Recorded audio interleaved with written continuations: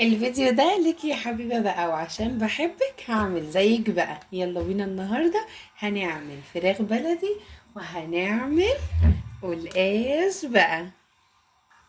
خدت الفرخة وغسلتها بقى وحطيتها في المية والملح والليمون بقى وسبتها دلوقتي بقى.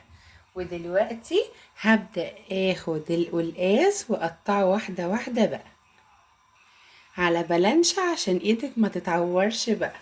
هنبدأ كده واحدة واحدة بقى، ناخد كده القلقاسية على ايدينا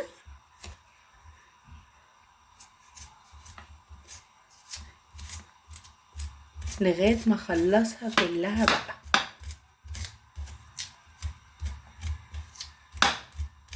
اهم حاجة ما تقطعهاش على ايديكي بقى عشان خاطر ما تعوركيش بقى. ودلوقتي انا قطعت قلقاستي بقى ونفضتها كده بقى، وهحطها ومش هغسلها دلوقتي خالص بقى. هنبدأ نقطعها كده بسكينة ناشفة وعلى أرضية كمان تكون ناشفة. ونشفي بقى ايدك بقى علشان خاطر تقطعي القلقاسات الجامدة دي بقى.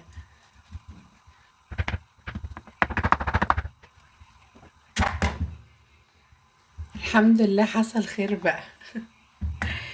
وهنفضل نقطعها كده بقى واحدة واحدة بالطريقة اللي انتوا شايفينها كده بقى. هنقطعها بالطول الأول بقى وبعدين هنقطعها بالعرض بقى. لسه محلوش بقى عشان خاطر لازم نشيل عليها. بسم الله ما شاء الله، جميله من جوه وحلوه خالص، هتطلع زي العسل باذن الله. بسم الله ما شاء الله.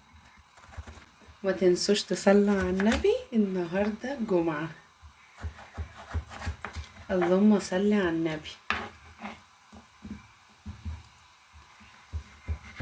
انا حاطه ميه على النار بقى علشان خاطر اسلق الفراخ فيها بقى.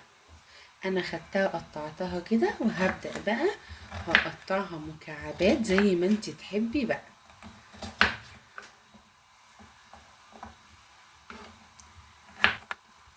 هعمل كل الجزء على طول بقى.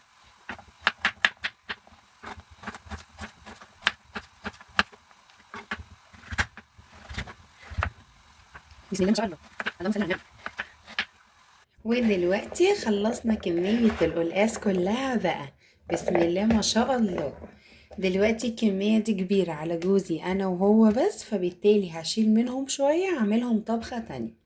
يلا بينا هنشوف هنعمل ايه. يبقى بالمرة هقولك طريقة التفريز. وهو كده ناشف ما ينفعش اجي جنب منه خالص بقى، ولا مية ولا اي حاجة مبلولة بقى. يلا بينا هنحط دلوقتي يا دوبك في الكيس بقى بعصرة ليمونة صغيرة بقى، واقفل وحط في الفريزر بقى. ودلوقتي انا حتى مش عارفة اغسل ايدي بقى. ادي الكيسة بتاعتي بقى، وناخده شوية قلقاس على الناشف بقى. بسم الله ما شاء الله، يا دوبك طبخة واحدة.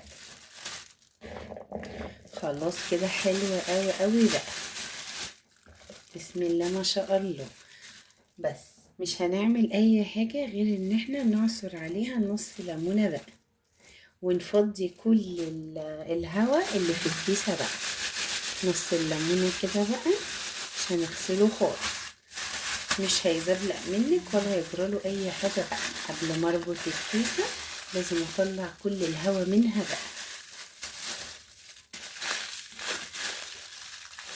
اتأكد ان كل الهواء طالع منها بقى. وادي كيستي دلوقتي بقى مفيهاش هوا خالص اهو بقى، وهنحطها في الفريزر بقى. ودلوقتي شطفنا فرختنا الحلوة بقى، ويلا بينا نسلقها بقى. بسم الله ما شاء الله، اللهم صل على النبي. ودلوقتي المية غلت بقى، هنحط الفرخة بقى. بسم الله الرحمن الرحيم، بسم الله ما شاء الله، اللهم صل على النبي. وطبعا نحط اعضاء الفرخة ما ننسوهاش، ده ألذ من الفرخة كمان. بسم الله ما شاء الله، اللهم صل على النبي. ودلوقتي هنبدأ نشيل الريمة بقى قبل ما نحط بهاراتنا واي حاجة بقى، عشان دي بتبقى فيها زفارة الفراخ.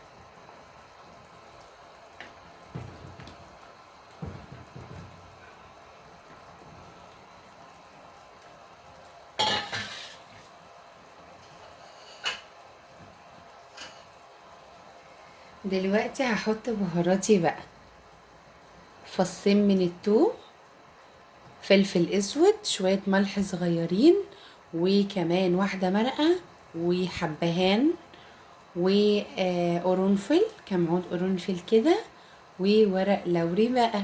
بسم الله ما شاء الله. ودلوقتي هحط البصلايه والطماطمايه بتاعتي بقى، ولو عندك جزر يا سلام بقى، وشويه سكر عشان يظبط معانا الطعم بقى. بسم الله ما شاء الله. هنسيبها تغلي غلوه ونوطي عليها النار بقى شويه ونقفل الغطا بقى، وهنبدأ نغطيها بقى ونوطي النار بقى. نبتدي نمسك القلقاس بقى. يا ترى هنعمل فيه ايه بقى؟ هنحط شوية ملح عليه، شوية حلوين كده بقى، وبعد الملح هبدأ افركه كويس قوي بقى. الملح ده بيطلع كل اللي فيه، بيطلع بقى اي حاجة كده ملزقة، الملح ده بيطلعها منه. وبعد ما فركته كويس بالملح بقى هسيبه 5 دقايق بقى. ودلوقتي انا عندي حزمتين سلق بقى، قطعتهم كده من غير العود بتاعهم بقى، وده شكلهم. غسلتهم بالمية بنقطة خل وصفيتهم بقى. ودلوقتي عندي حزمة كزبرة بقى، برضو اتأكدي ان هي تكون خضرة وحلوة زيك يا حبيبة بقى. وبعد كده هنبدأ نقطفها، مش هنقطعها يعني، يا دوبك هنقطف كده اهو، يعني هو الجزء ده بس اللي انا عايزاه.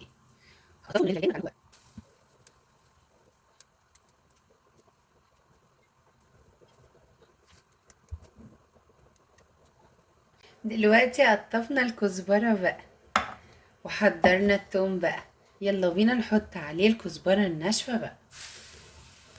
ودلوقتي هحط معلقة كزبرة حلوة بقى وابدأ ادقه بقى. بسم الله ما شاء الله.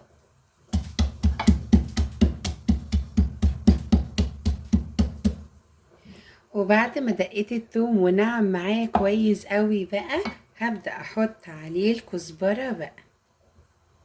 بسم الله ما شاء الله، اللهم صل على النبي. وهبدأ ادق تاني بقى لغاية ما برضو يطرى معايا خالص بقى. وادي شكله بعد ما خلص معايا بقى. يلا بينا هنشوف هنعمل ايه بقى. هحطه على جنب، وخلاص خلصنا شوية التمليح بتاع القلقاس. هنزل بالمية السخنة من الكاتل بقى. بسم الله الرحمن الرحيم، بسم الله ما شاء الله، اللهم صل على النبي. هنبدأ نعوم القلقاس فيه بقى كده زي ما انتم شايفين. وبرضو احنا لسه كل ده ما خلصناش غسيل القلقاس بتاعنا، لازم يتغسل كويس عشان خاطر تعرفي تاكلي منه كويس وشربته تكون رايقة كده وحلوة ويعجبك. هنسيبه شوية بقى وهنغسله بعد كده اخر غسلة بقى. ودلوقتي هناخد السلق بتاعنا ونضربه في الكب بقى. بسم الله ما شاء الله، اللهم صل على النبي. السلقة اصلا شكله حلو خالص. وهاخد عليه كبشة شوربة وهخلطه يا دوبك تكة وافصل تكة وافصل وارجع لكم بقى. وده شكله بعد ما ضربته بقى. دلوقتي هنبدأ نصفيه في البولة دي بقى. وده شكل السلق بعد ما ضربناه بقى. هنبدأ نصفيه في البولة دي وارجع لكم بقى. ودلوقتي ادي شكله بعد ما اتصفى بقى. المية الحلوة دي اللي زي العسل هناخدها دلوقتي واقول لكم هنعمل بيها ايه. وادي شكل السلق بعد ما خلصنا ضربه. يلا بينا نكمل طريقة القلقاس مع بعض بقى. هفضل ادعك في القلقاس بالمية السخنة جامد قوي بقى. خلاص دعكته بقى، يلا بينا هنشطفه تحت مية جارية ساقعة بقى. وده دلوقتي بعد ما غسلناه بقى. ودلوقتي خدت شوية شوربة ذهبي من الفراخ كده بقى، هبدأ اسقط القلقاس فيها بقى. بسم الله ما شاء الله، اللهم صل على النبي. هنبدأ ناخد فيها حتة تومة كده بقى نية، ايوه بقى.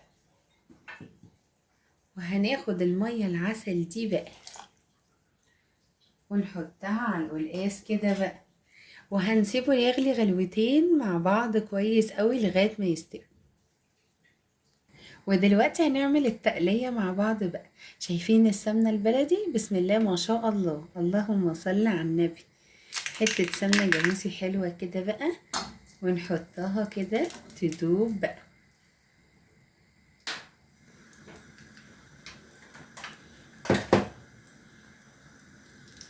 وكمان شوية زيت بقى.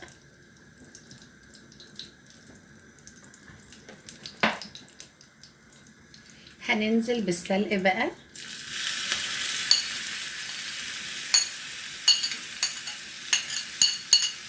الكمية دي كلها هتكش على طول. هنقلب كويس بقى. بعد ما بتحطيه بتلاقي كل الدهون يعني اخدها السلقة على طول، فده مش مشكلة بقى. اللهم صل على النبي، بسم الله ما شاء الله، الريحة قلب البيت. نبدأ نقلبه كده لغاية ما يحس ان هو اخد معايا لون بقى. ودلوقتي السلق ابتدى ياخد معانا لون بقى، بسم الله ما شاء الله. هنبدأ نحط دلوقتي الدقة بتاعتنا بقى، بسم الله ما شاء الله، اللهم صل على النبي.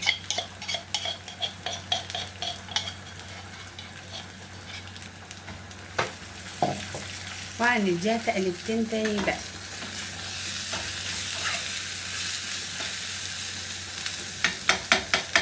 اللهم صل على النبي. ودلوقتي ده اللون اللي احنا عايزينه، نسمي الله، بسم الله ما شاء الله، اللهم صل على النبي. بسم الله ما شاء الله، ريحة قلب البيت. احلى قلقاس ده ولا ايه؟ شايفين لونه وجماله بقى؟ بسم الله ما شاء الله. دلوقتي ادي فراخنا بقى، بعد ما سلقناها حطينا عليها شوية ملح وكمون وفلفل اسمر. ودلوقتي هنعمل الرز بقى. حتة سمنة بلدي كبيرة كده، بسم الله ما شاء الله. هننزل عليهم بشوية زيت بقى، بسم الله ما شاء الله.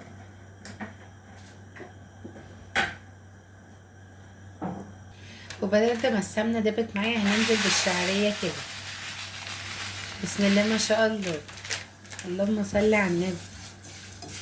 نبدأ نقلب في الشعرية لغاية ما تاخد لون معانا ذهبي كده. وبعد ما الشعرية احمرت معايا كده، بسم الله ما شاء الله، اللهم صل على النبي، هنبدأ بقى ننزل بالرز كده، بسم الله ما شاء الله، اللهم صل على النبي.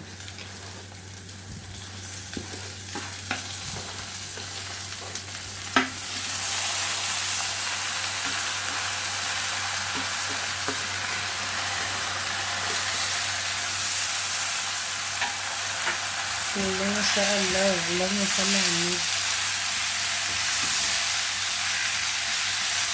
بحب احط الشعرية فيها كتير كده زي ما انتم شايفين، بيدي طعم احلى الرز.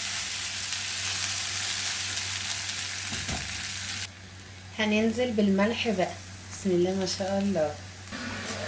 وننزل بالمية السخنة بقى، بسم الله ما شاء الله، اللهم صل على النبي. ونقلب بقى، بسم الله ما شاء الله، اللهم صل على النبي. وده القلقاس بتاعنا بعد ما طاب بقى، بسم الله ما شاء الله، اللهم صل على النبي. وادي الرز اتشرب بقى، نغطيه بقى، بسم الله ما شاء الله. وده غدانا بعد ما خلص بقى، بسم الله ما شاء الله، اللهم صل على النبي. يا رب يكون عجبكم النهارده، يا رب وصفتي دي تكون خفيفه على قلبكم، يا ريت يكون عجبك يا شيف حبيبه. ومستنيه لايكاتكم، لو بتحبوا بقى شيف حبيبه يا ريت تعملوا لي لايكات. والسلام عليكم ورحمه الله وبركاته، واستنوني في فيديوهات جديده وصفات جديده مع منى.